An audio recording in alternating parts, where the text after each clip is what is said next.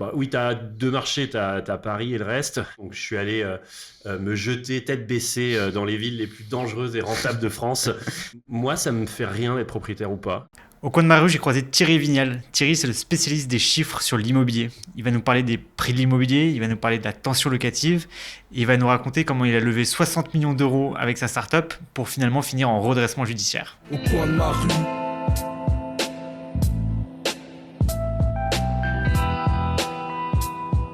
Salut Thierry, Salut. merci de venir sur le podcast. Avec plaisir. Comment est-ce que tu es tombé dans l'immobilier ? Par hasard total, en rentrant de Londres, j'étais chez HSBC avant, sur une salle de marché, et je suis rentré, j'avais rien à faire de mes journées. Et l'immobilier, c'est un truc qui parle à tout le monde, quand on est tous sous un toit, on a tous à un moment vécu dans un appartement normalement, ou fait une transaction, ou été locataire, donc ça parle à tout le monde, c'est comme ouvrir un resto, c'est assez intuitif comme matière. C'était il y a combien de temps ? Il y a 5 ans que j'ai créé Ok. Mastéos. Ouais. Et depuis 5 ans, tu as vu pas mal de choses sur l'immobilier, donc on va revenir ensuite sur l'histoire de Mastéos, le marché un peu des PropTech, sur le marché de l'investissement locatif. Mais commençons par les prix de l'immobilier. En fait, tu parles vachement des transactions, quelle est l'évolution des prix de l'immobilier. Un truc que j'ai du mal à comprendre moi, c'est que je pense que j'ai grandi avec l'idée que les prix de l'immobilier, par exemple à Paris, ont toujours augmenté depuis 150 ans, mais j'ai l'impression qu'aujourd'hui, on dit que ça perd 10%. Alors, qu'est-ce qui est vrai là-dedans et qu'est-ce qui est faux ?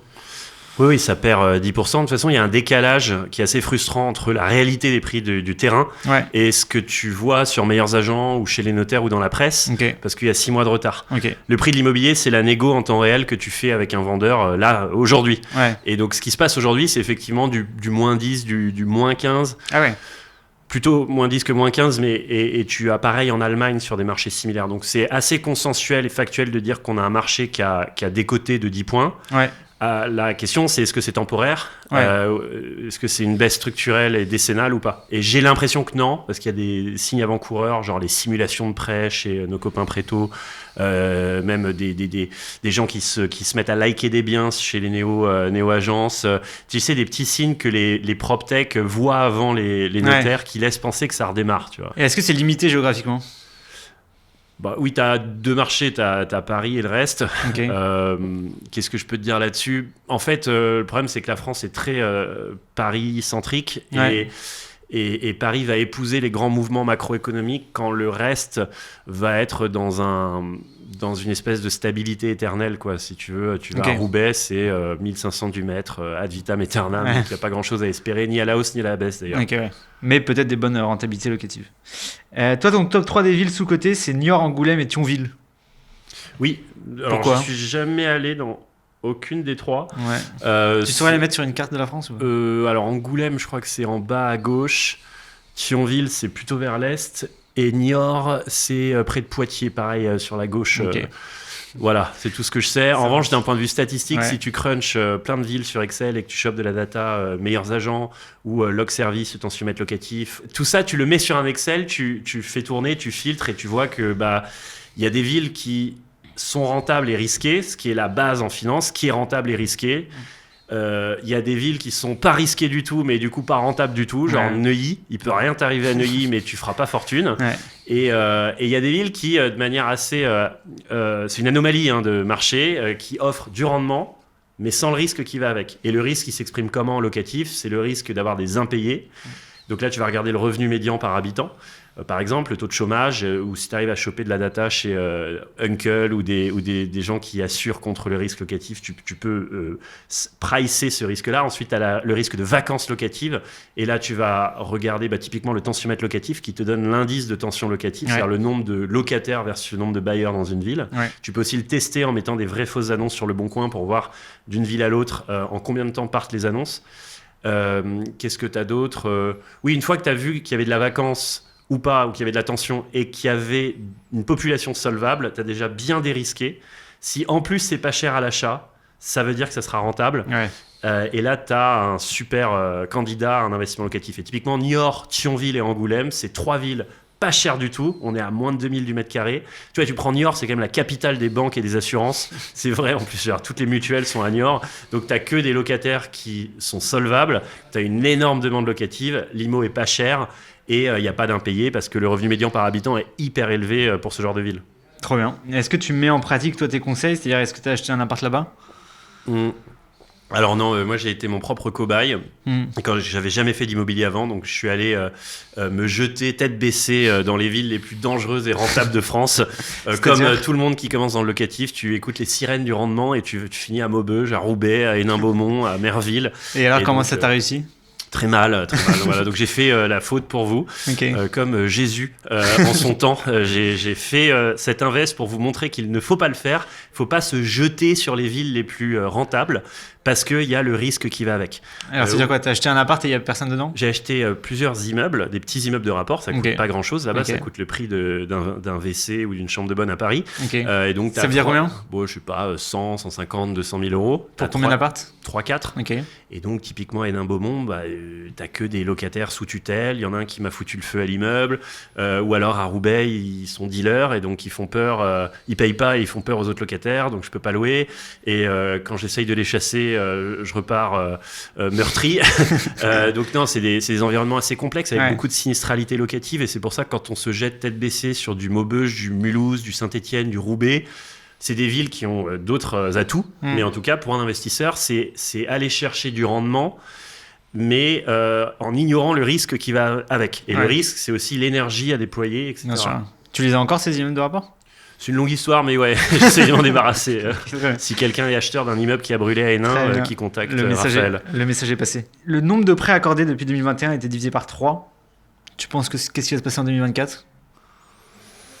C'est ça déjà qui a eu raison de nous, donc je te confirme, il n'y a plus du tout enfin nous Mastéos qui est en redressement, il n'y a plus du tout de prêts qui sortent en ce moment. Ça repart un tout petit peu, là je parlais donc à nos copains courtiers, ça commence à prendre, mais on est très loin et je pense qu'on ne réatteindra pas avant très longtemps les niveaux qu'on a connus l'année dernière et qui ont fait notre succès à l'époque. Les taux sont censés baisser. J'avais regardé sur Bloomberg, le taux final de la BCE a été censé être un peu au-dessus de 2,5. Malheureusement, là, on s'est pris un léger retour de l'inflation, donc ça fait remonter les prévisions de taux à 3, voire un peu plus. Donc, je ne sais pas être si optimiste que ça pour cette année. Je pense que ça va être un statu quo sur les prêts. Donc rien avant 2025, quoi. Ouais, plutôt 2025 en reprise, alors que j'étais assez optimiste il y a un mois, mais là, malheureusement, les taux repartent à la hausse. Et tu as dit aussi, c'est 30% plus cher d'acheter que de louer dans le contexte actuel. Il y a un espèce d'éternel débat sur est-ce qu'il vaut mieux essayer d'acheter sa première résidence principale ou est-ce qu'il vaut mieux la louer, etc. C'est quoi tes conseils un peu là-dessus? Je pense que c'est extra financier, c'est vraiment une décision de lifestyle. Je sais qu'il y a des cultures qui sont très attachées au concept de propriété. Et donc être sous un toit qui nous appartient, c'est très très important chez certaines personnes d'un point de vue culturel. Et ça va dépasser l'argument financier. Parce que d'un point de vue financier, à Paris, si tu es locataire et que tu es dans 40 mètres carrés, si tu passes ce loyer en mensualité de prêt, tu seras dans 20 mètres carrés. Tu vas quasiment diviser par deux ta surface parce qu'en fait, avec le coût des intérêts et le prix à l'achat versus des loyers qui sont plafonnés sur Paris, tu es bien mieux en tant que locataire. Et donc, tu peux exploiter la capacité d'emprunt que tu n'exploites pas en tant que propriétaire sur des investissements un peu plus rentables que des investissements parisiens, par exemple. Mais du coup, est-ce que tu penses qu'il faut désacraliser la propriété et que encourager les gens juste à être locataires, quoi? Moi, ça me fait rien d'être propriétaire ou pas. Je suis pas attaché à ce concept-là. Mais je connais des gens pour qui c'est vraiment crucial et essentiel. Et c'est qui ces gens? Tu parles de phénomènes culturels, c'est quoi? Je pense aux Grecs. C'est souvent en Grèce, les Grecs, ils adorent être propriétaires de leur appart et tu peux leur sortir tous les arguments financiers que tu veux. Un Grec voudra acheter sa maison, même si tu dois sacrifier la surface. Mais je pense qu'on va vers plus de flexibilité dans le logement et que les gens maintenant ils louent plutôt en moyenne durée qu'en longue durée. Ils ont besoin de modes flexibles de location et que la propriété ça rejoint même le marché du travail, on est de plus en plus en freelance par rapport au CDI, on est de plus en plus locataire que propriétaire, on est de plus en plus moyenne durée que longue durée, etc. C'est des mouvements sociétaux. Et au-delà de la moyenne durée, il y a la courte durée aussi. Il y a 1 million de logements qui ont quitté le marché de la longue durée. Bref, c'est le phénomène Airbnb, quoi. C'est quoi un peu ton analyse sur le marché de la tension locative aujourd'hui? Alors à Paris, c'est une catastrophe. Il n'y a plus de biens à louer du tout. J'ai jamais vu ça, honnêtement. Je ne sais pas si tu as regardé toi à titre perso, mais le marché est ultra pénurique. Alors moi, j'ai regardé parce que j'ai 2 enfants et du coup, je regardais pour louer un appart avec 3 chambres. Il n'y a rien, 0. Il n'y a pas une offre. Quoi. T'es locataire, toi? Ouais, bah, du coup, j'ai dû acheter mon appartement. Quoi. D'accord. Ouais. Mais Mais je voulais louer, je voulais être locataire. C'était quand? C'était il y a un an, ça? C'était il y a 1 an et demi. Ouais, en ce moment, c'est pire. Ah ouais. C'est vraiment du jamais vu historiquement parce que il n'y a pas beaucoup d'intérêt à louer. Ouais. Il y a des loyers qui sont plafonnés. Ouais. Du coup, l'investissement qui était déjà pas très rentable et encore moins face à un livret A qui est hyper rémunérateur. En plus, on a un sujet DPE. En fait, il y a un sujet compta, fiscal qui fait que ça devient beaucoup trop énergivore et pas assez rentable de mettre en location un bien. Et les gens préfèrent effectivement le retirer du marché. La loi sur les passoires thermiques est le coupable numéro 1, mais il y a d'autres coupables qui est juste le manque de rentabilité avec des loyers plafonnés, une fiscalité assez lourde, etc. Ouais. Et face à ça, tu as des locataires, les gens qui pouvaient acheter avant peuvent plus parce que les taux ont quadruplé. Ouais. Donc, comme ils peuvent plus acheter, ils viennent grossir le rang des locataires face à un marché de la location qui a été divisé par 2. Ouais. Donc, tu as vraiment l'effet ciseau inversé, quoi. Et alors, comment est-ce qu'on concilie toutes ces ambitions de à la fois rénovation énergétique des bâtiments, de éviter la spéculation sur les loyers et de effectivement loger les gens in fine, quoi. Genre, c'est quoi tes ingrédients, toi, et qu'est-ce que tu penses de la législation actuelle sur les différents points, quoi? C'est un sujet ultra politique et ça vient toucher des sensibilités presque morales parce que le logement, c'est comme la santé. On ne peut pas vraiment financiariser trop ce sujet, mais en voulant le définanciariser, on fait fuir les gens qui permettent au logement d'exister. Je te prends un exemple qui est caricatural. Si tu prends les chambres de bonne à Paris, j'avais regardé une enquête de l'INSEE qui montre que 85% des chambres de bonne, elles ne sont pas habitées. Ça fait 1 million de mètres carrés sur Paris. Et tu connais le nombre d'étudiants qui rêveraient d'avoir une chambre de bonne à Paris. Et pourquoi elles ne sont pas habitées? Parce qu'on leur a dit, oui, c'est quand même mal vu les petites surfaces, et puis on va plafonner à 30 € du mètre, donc votre 9 mètres carrés, vous l'aurez 270. Les petites surfaces, elles sont pénalisées dans le DPE, c'est que des G, donc vous en aurez pour 30 000 € de rénovation. Et en plus, on va vous mettre des critères stricts de surface. Bien sûr que c'est une bonne idée tout ça, évidemment. On n'a pas envie de faire payer des pauvres étudiants, on n'a pas envie de les mettre dans des logements mal isolés et on n'a pas envie qu'ils dorment chez des marchands de sommeil dans des trucs de 7 mètres carrés. Ouais. Mais j'ai pas la réponse, tu vois. Mais le problème, c'est qu'en faisant ça, t'as 1 million de mètres carrés qui sont pas habités en plein Paris. Ouais. Donc je sais pas, je sais pas. Et t'es plutôt favorable au plafonnement des loyers, favorable à l'interdiction de location sur les DPE, F et G? Le plafonnement des loyers, ça part d'une très très bonne intention. Ouais. En tant que locataire, je suis ravi, mais le problème, en les plafonnant, on les retire du marché, comme mais pour les DPE. Ça, c'est un truc que j'arrive pas à comprendre. C'est comment est-ce qu'on les retire du marché? Ces appartements, ils existent, quoi. Donc le propriétaire, il va pas juste se dire, je vais pas louer, quoi. Il va continuer à louer, mais juste à un prix inférieur, non? Mais en fait, si c'est pas rentable, il va faire quoi le propriétaire si c'est pas rentable? Du coup, logement vacant ou ou le filer à quelqu'un. Je sais pas, j'ai pas la réponse comme ça, mais je sais qu'il y a pas mal de gens, et j'en connais autour de moi, pour qui c'est juste pas rentable de louer un appart sur Paris en respectant strictement le plafonnement, les DPE et tout, et donc qui préfèrent l'avoir de dispo si jamais il y a un copain qui passe d'Espagne. Et tu vois, je sais pas. Ça, c'est le truc pervers. Mais est-ce que la conséquence directe, c'est pas juste une baisse des prix des appartements, puisque c'est moins rentable d'investir dans l'investissement locatif? C'est ce qu'espère le législateur. Je pense, ouais. Pourquoi pas? Parce que de toute façon, le marché finit par s'auto-réguler. S'auto-réguler, j'ai dit? Ouais, auto-réguler. C'est rien de moins marrant que ça. S'auto-réguler par la porte ou par la fenêtre, effectivement, les prix baissent, c'est peut-être dû à ça. Et il y a un moment où si les prix baissent, les rentas elles vont mécaniquement augmenter, même si les loyers sont plafonnés. Ouais. Mais sur un marché aussi pénurique de base et pas extensible, cette régulation du marché, elle est aléatoire. Hein, donc je parierais pas dessus. Et elle dessus prend du non temps. plus. Ouais. On a un nouveau ministre du Logement. Ça change très souvent quand même. Ça change souvent, ouais. Moi, j'étais resté sur Olivier Klein. Oh non, ouais, t'en as 2 de retard là. Oh là. C'est qui Alors, t'as eu Patrice Végriette. Ça, j'ai suivi, ouais. Et Pat. Ouais, Pat. Et là, t'as Guillaume Casparian. Casparian. Casparian, ouais. Ok. Et si toi, t'étais ministre du Logement, ce serait quoi ta première mesure? Enfin, ou alors que si t'avais une première mesure à lui souffler à l'oreille, quoi. Alors, excellente question. Franchement, si on pouvait calmer un peu le jeu sur ma population d'investisseurs locatifs, parce que en fait le sujet il est dans les locataires n'ont plus de logement. Ouais. pour que les locataires aient des logements, il faut réincentiver les investisseurs locatifs à revenir sur le marché, à remettre des logements sur le marché. Donc, et toutes les lois en ce moment, elles vont à l'encontre de l'investisseur locatif. Ce que je peux comprendre, parce que c'est pas quelqu'un qui politiquement a beaucoup d'intérêt. Donc stratégiquement, je peux comprendre, mais le problème, c'est que plus on va taper dessus en alourdissant la fiscalité, t'as vu les dernières évolutions sur le LMNP, les abattements et tout, les DPE, les plafonnements, etc. Ça ne fait que rendre de moins en moins sexy le sujet de l'investissement locatif et donc rendre de plus en plus pénurique le marché de la location. Et il y a des drames humains derrière. Donc en voulant taper sur les méchants investisseurs, en fait, on fracasse les étudiants, quoi. Okay. Et on s'en rend pas compte. Alors que ça part d'une super intention, tu vois. Ouais. Mais si c'est pas les petits propriétaires immobiliers qui vont détenir ces appartements, qui pourrait les remplacer, quoi? Enfin, je sais pas quel est le projet derrière, tu vois. Je crois qu'il y a un moment, il misait sur le retour des institutionnels. J'entends parler aussi de remotiver les sociétés en défiscalisant le logement de fonction. Ouais, ok. J'ai vu ça passer. Bon, ça reste mais je pense que quoi. rien ne marche aussi bien qu'une baisse des taux. Ou que le HCSF a fait beaucoup de mal. Tu sais, quand ils ont resserré la vis côté bancaire, où l'apport a explosé, la norme du 35% d'endettement, tout ça part d'une très bonne intention. Attention, à chaque fois, ça part d'une excellente intention. Mais le problème, c'est que les effets sont hyper pervers pour les populations les plus vulnérables. Ouais.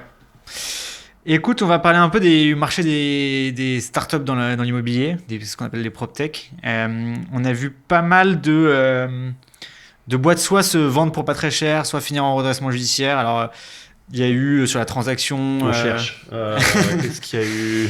Il y a eu Propriu, il y a eu Liberkeys. Ils ont pas fini en redressement. Eux. Là, non, ils ont été vendus pour pas très cher, j'ai dit. Ah oui. Ouais. Il y a eu récemment Haussmann, je sais pas trop où ils en sont, si t'as des nouvelles. Il y a eu le marché de la gestion locative aussi, où il y a eu des rachats par soit des fonds d'investissement, soit par des concurrents, etc.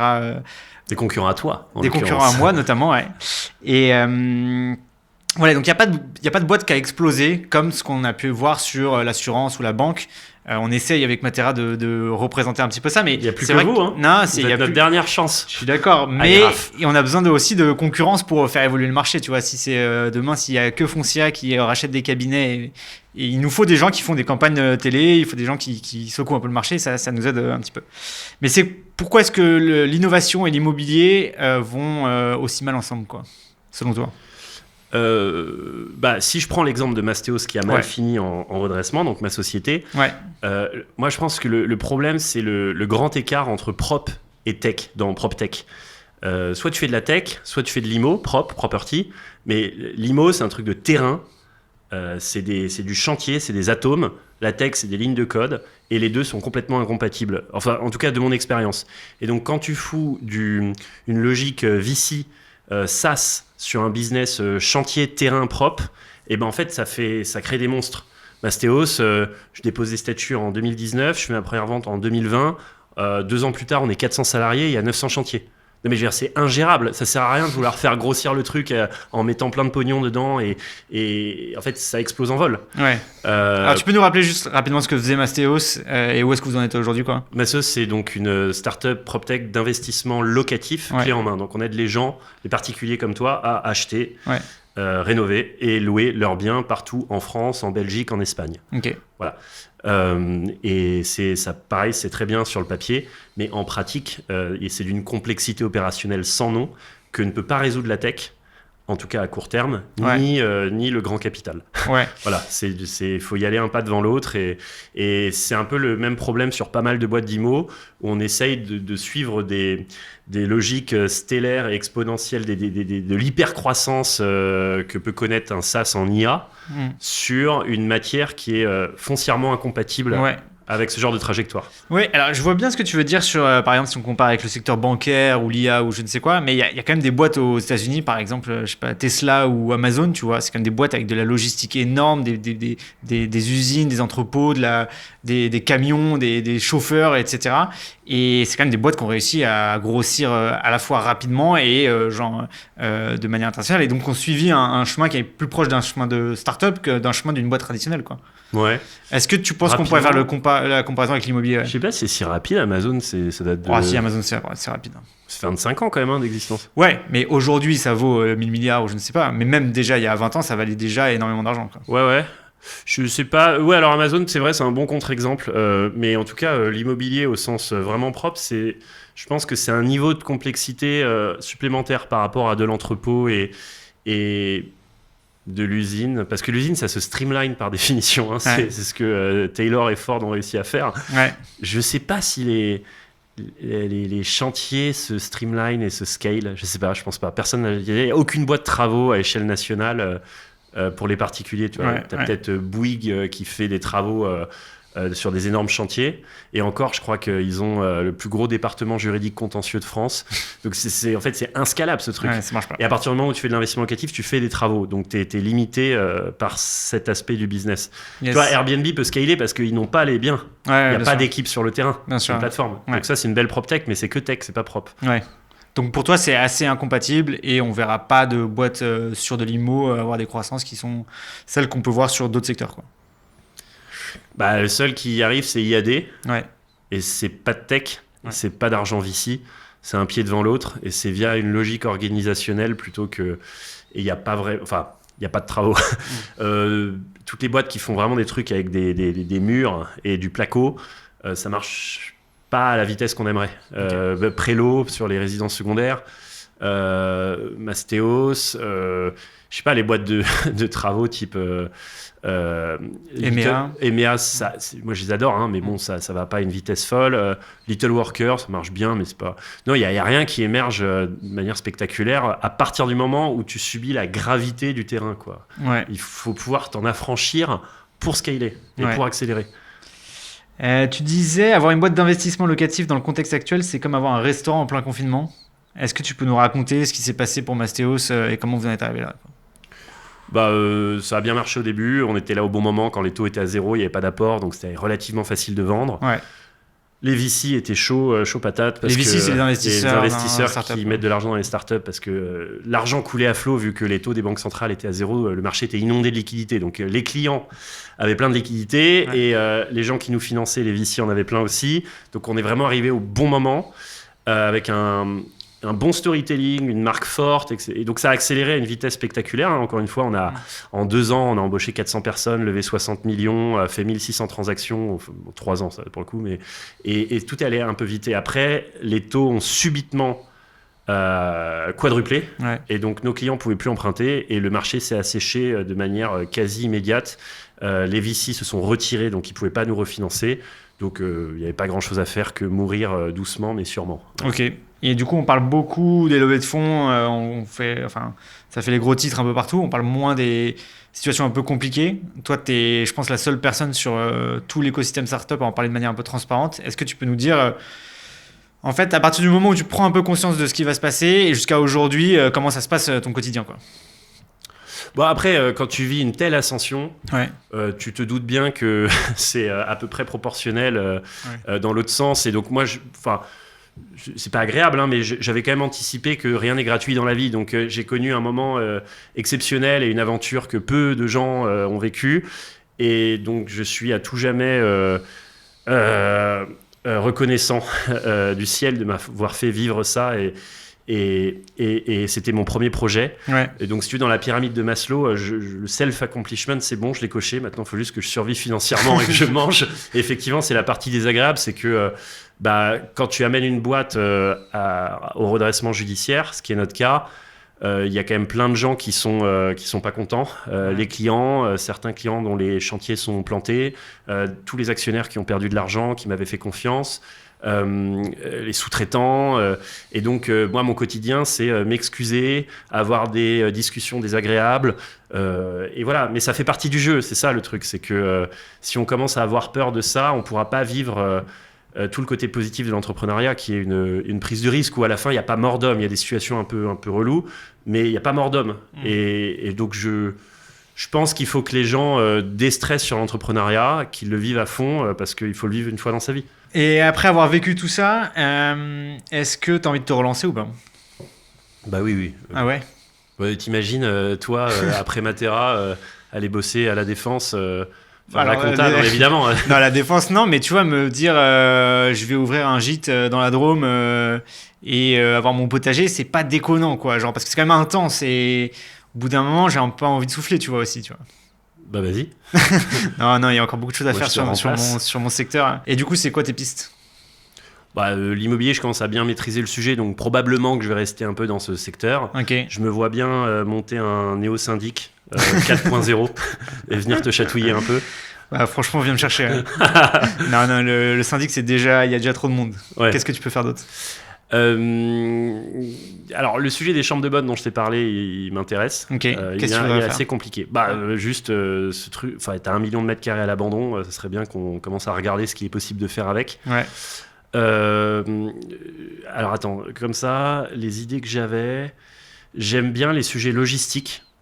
Je peux pas non plus tout balancer parce que je vais me les faire piquer une parure.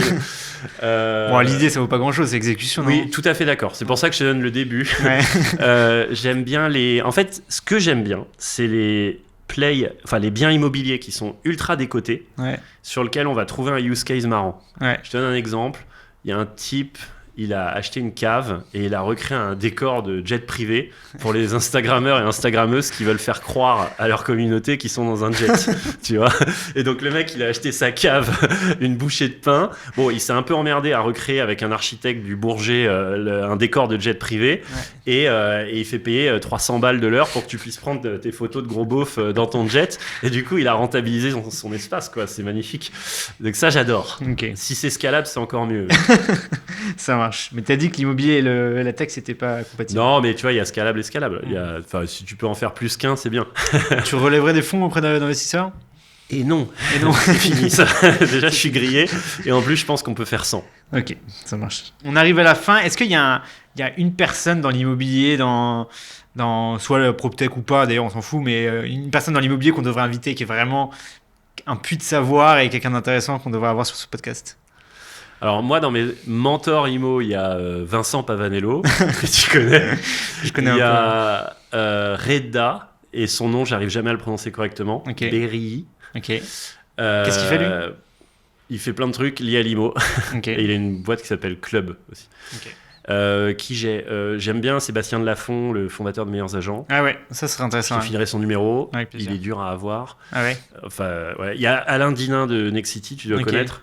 Oui, même pas trop, je pense, de ce bon côté-là. Enfin, okay. Nexity de manière globale. Après, Alain Dinin, j'en sais rien. Mais oui, c'est vrai que vous êtes sur le même terrain. Ouais. Alain Dinin, c'est un de mes grands mentors. Il est génial. Et attends. Bon, c'est déjà pas mal, hein. Et Kretz, c'est arrivé à le choper. Ah ouais. qui est marrant. Ouais. Ça marche. La fameuse famille de Netflix. Ouais. Ça roule. Bon, écoute, merci pour ton temps. C'était très cool. Merci, Raph. À toutes. À Salut. Plus. Au coin de ma rue.